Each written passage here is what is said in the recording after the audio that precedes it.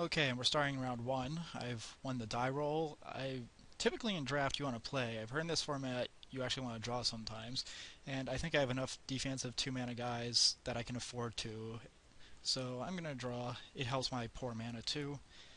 This hand is perfectly fine. Little light on early draws, but hopefully he does nothing, so I can just vivisection my little token. In general, I've actually begun to subscribe to the Gerard Fabiano, Conley Woods idea of basically never mulliganing. At least I played the most recent Magic Online Sealed PTQ, and I literally never mulliganed any hand with at least 2 lands and 1 spell. And it worked out pretty well for me. I would have made top 8 if I knew how to play Magic.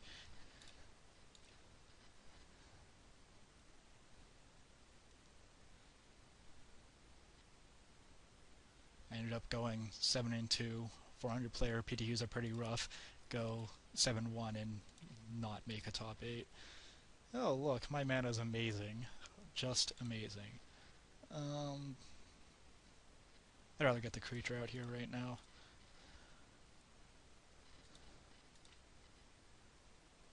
My plan right now is to vivisection turn 4, because I'm probably going to need more lands. Oh, it's poison, and that's going to be a 4/3 Sith Bearer.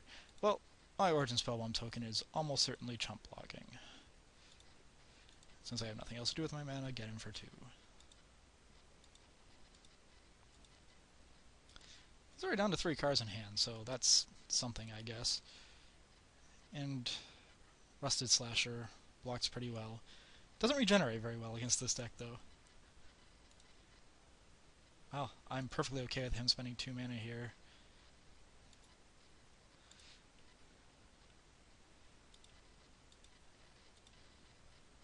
And there's a Sunblast Angel. So we have a very clear game plan here. I hope he plays more creatures and attacks with them. So this is actually not looking like a vivisection game like I originally planned, because I just want to not take poison damage and win the game with Sunblast Angel. Hopefully draw another island next turn, be good at Magic.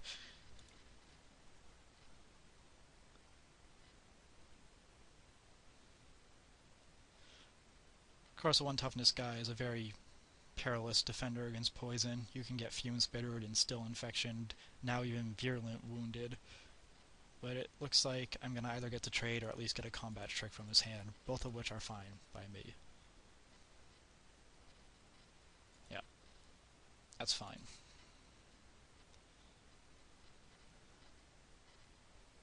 Oh, he drew a land. How lucky. Alright, so I did not draw a land island for my Sky Eel school. However, I did draw Disperse.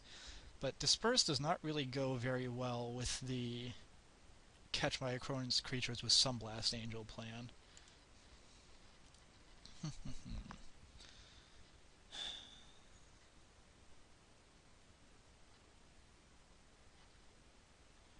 And it seems really bad to take 5 poison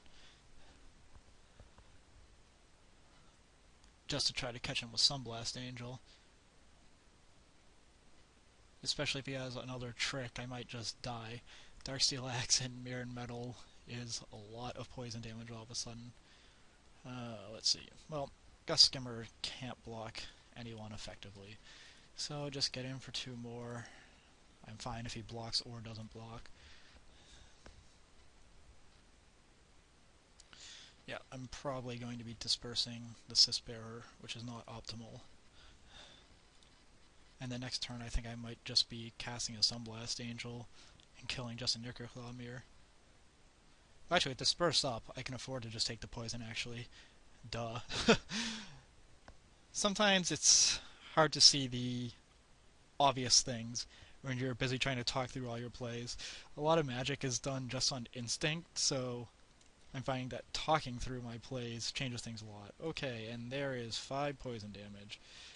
If he plays a guy here, I disperse it, then I kill his team, and hopefully manage to win the game from there.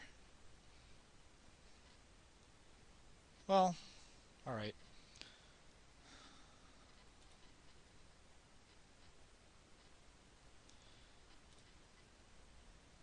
I was really hoping for a creature here. What kind of poison deck is it that doesn't want to play a creature on turn 4?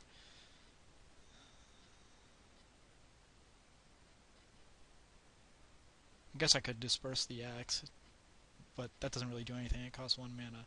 Throne of Geth. Oh boy.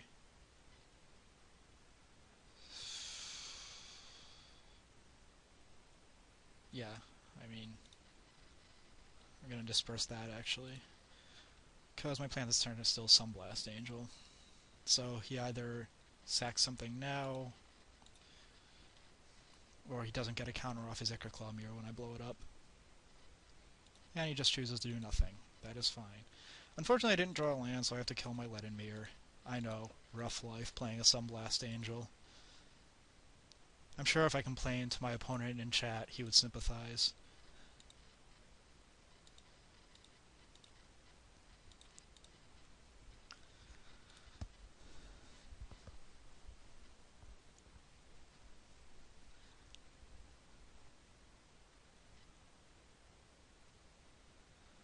Uh, 6 mana. Dangerous place to be. And he wasn't playing any creatures, so either he's got a handful of...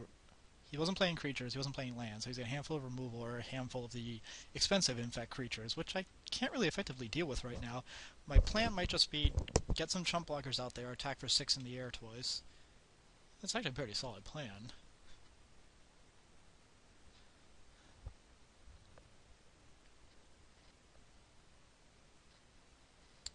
Oh, it's no longer a very solid plan.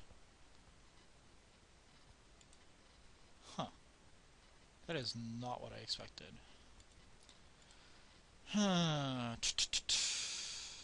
Well, that's fine. I'm going to get 2 more flyers out here this turn. And gain 2 life. Yes! Now, if he has a Carnifex Demon or something, it's going to take him that much longer to kill me.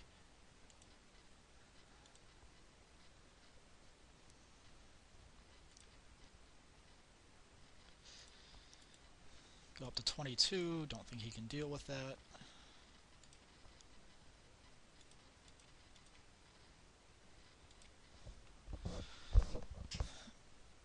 Oh, this deck is probably better than my hypothetical blue-green dinosaur deck at Fighting Infect.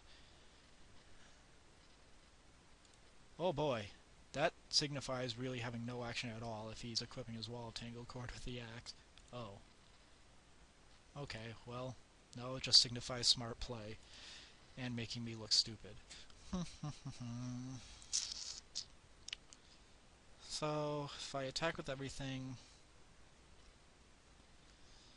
he either blocks Sunblast Angel and takes 6. Well, I can't attack with everything. If I attack with everything, he equips Axe to Core Prowler and proliferates me. Well, Tangled Card is pretty good. It's certainly crushing me here.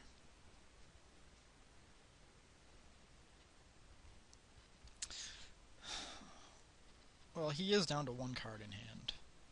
So, I'm at 5 poison counters. This guy proliferates, that proliferates. So, in theory, I'm dead through all that. That's 4 proliferations and 5. So, I think my play here is Jaksiel Skull. I need to draw, like, a Spread the Sickness for Wall of Tangle Cord.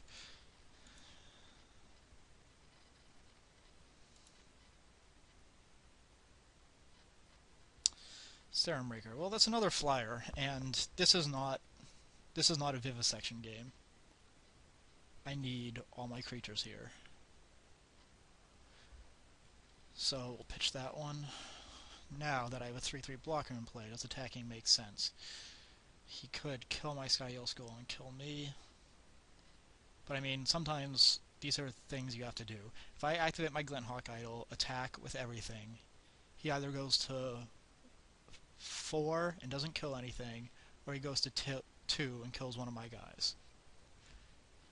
And I still have Jaksiel Skull back to block. The other option is leaving 1 extra blocker back. I could attack with, say, Gus... Oh, Gus Skimmer doesn't have flying. Well, I think I'm okay if he trades Core Prowler for it. So, the other option is leaving back an extra blocker. say I attack with Angel, Skyguard, and Glinthawk Idol. Then he either blocks Sunblast Angel and goes to 6, or kills a guy and goes to 4. If he kills the guy and goes to 4, he's still dead to Flyers next turn, unless he draws something. And if he just blocks Sunblast Angel and goes to 6, yeah, he's dead either. So I can afford to attack and still have additional security against suddenly dying.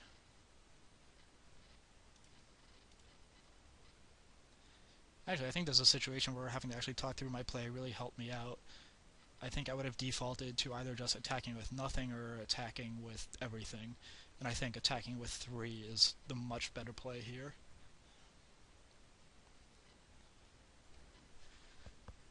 And now he is probably going into the tank.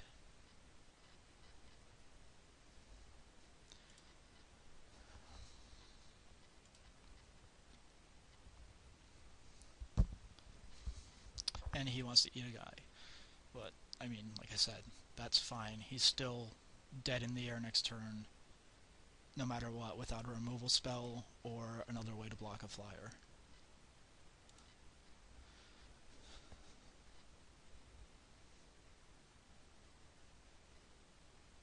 And I have 2 blockers black for a Core Prowler.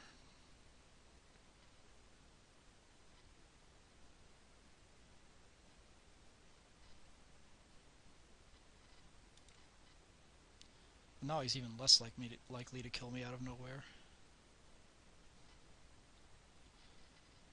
I mean, I guess he has to do it.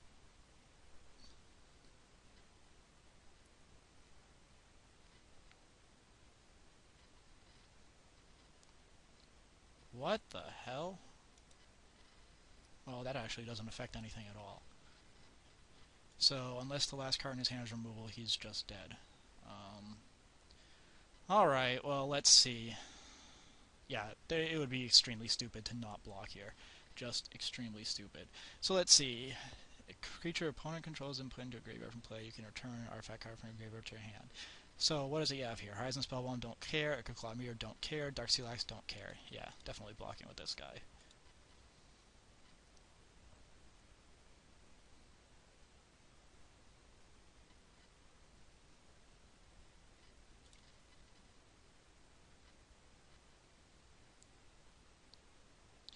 And if he gets back...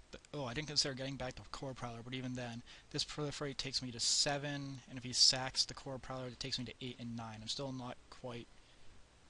that only gets me to 9 poison, and he's still dead in the air.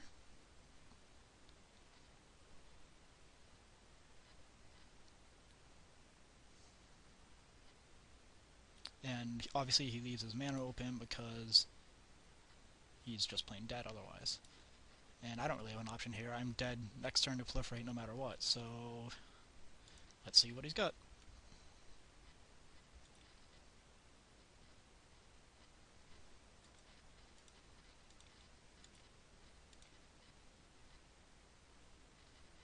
And the answer is nothing. Alright, sideboarding against poison. Well, I have these sweet Loxodon Wayfarers soul parries. I don't know that I want the Screeching Silca. I didn't see any Plague Stingers, and it doesn't really block your Claw Mirror. I'm not a huge fan. Let's see. Well, I don't need the Culling Days here, that's for sure.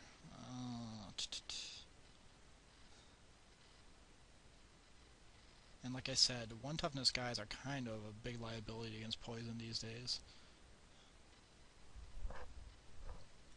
So we'll take that out, we'll bring in some Wayfarers, and I don't feel the need to bring in Soul Parry because I have the Disperse, and that can serve basically the same purpose.